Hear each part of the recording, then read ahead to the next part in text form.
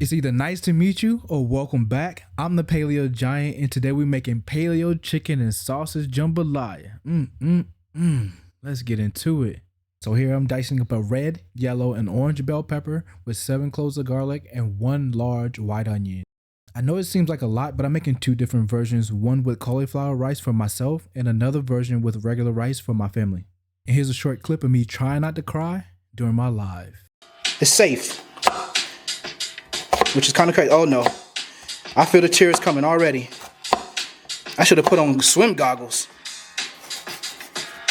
I should have put on goggles. God dang. Uh-oh. I don't want to cry again. Not in front of people. Okay. Here we go. All right. Sheesh. Okay, I can do this.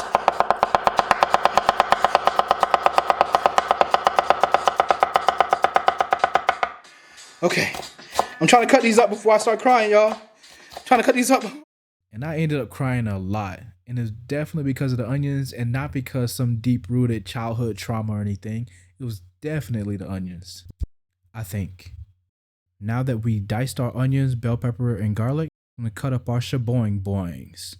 And I'm a Walmart affiliate now, so everything that you see in this video, you can actually find at my storefront in the link down below. It won't cost you anything extra, and you actually be helping out the channel.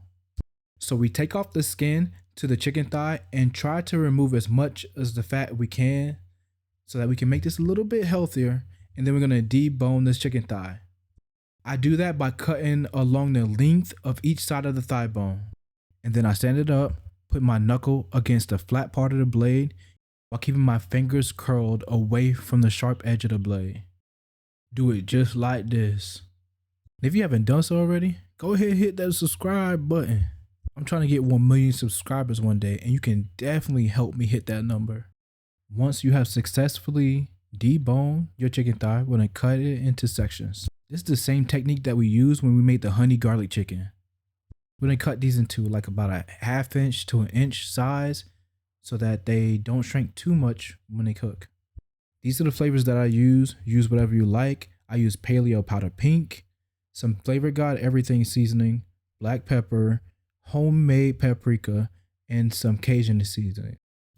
And in my opinion, this paprika, because it isn't smoked, it's just like a color indicator to let me know if I'm actually seasoning the chicken correctly and everything is like evenly coated. I'm going to let this chicken marinate for about 3 to 4 hours in the fridge. Overnight would be better. Now while we let that chicken percolate in the fridge, we're going to get our avocado oil added to our new Dutch oven and add in our sausage. Our boings. My goal here is to brown these really well, so much so that they release the oils and the fats within it so that I can use it to cook the onion, the bell pepper, and the garlic. And I hope y'all like this camera setup as much as I do because it makes it so much easier to shoot videos. Now after those are browned, we're going to go ahead and take those out and add in our onions, garlic, and bell peppers. I then took those out and added in my veggies. I cooked this until my onions became translucent, then I added in a knockoff version of tomato paste, which is just tapioca flour and tomato sauce. My goal here was just to make a thick sauce.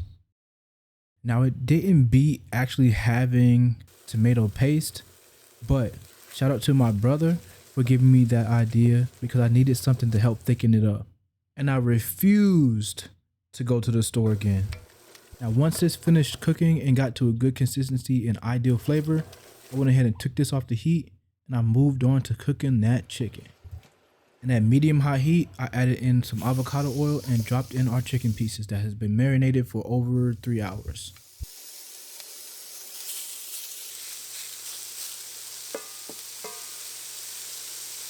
And after about 3 to 5 minutes, I grabbed my tongs and did a click, and then I checked them to see if they were browned enough on the other side to be flipped over. I had my eyes closed. Tell me if they're ready.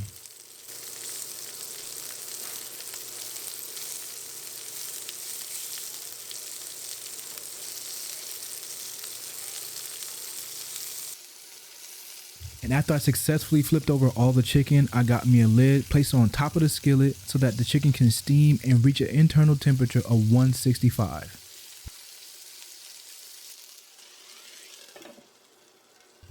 And after I finish 4 batches of chicken, I'm gonna keep that. Oh my gosh, hold up. Look at that color.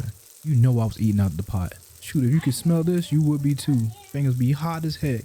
Anywho, I'm gonna keep that flavor on the bottom of the skillet. They call it fond. I'm gonna add 2 bags of cauliflower rice to this. And I'm gonna scrape and mix and scrape and mix until I get all that flavor off the bottom of that skillet and incorporate all that flavor into the rice.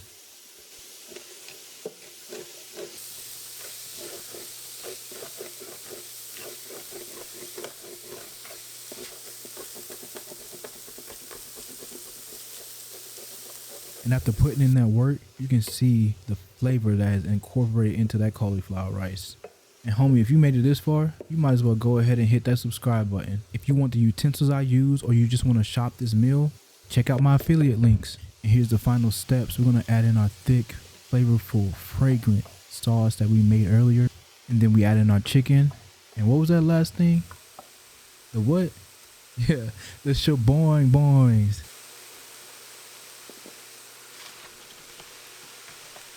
Then we mixed that all up and played it.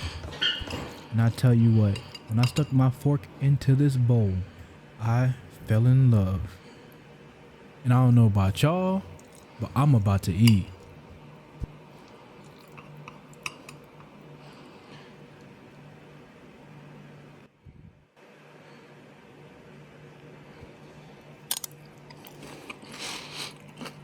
My goodness, that's so good.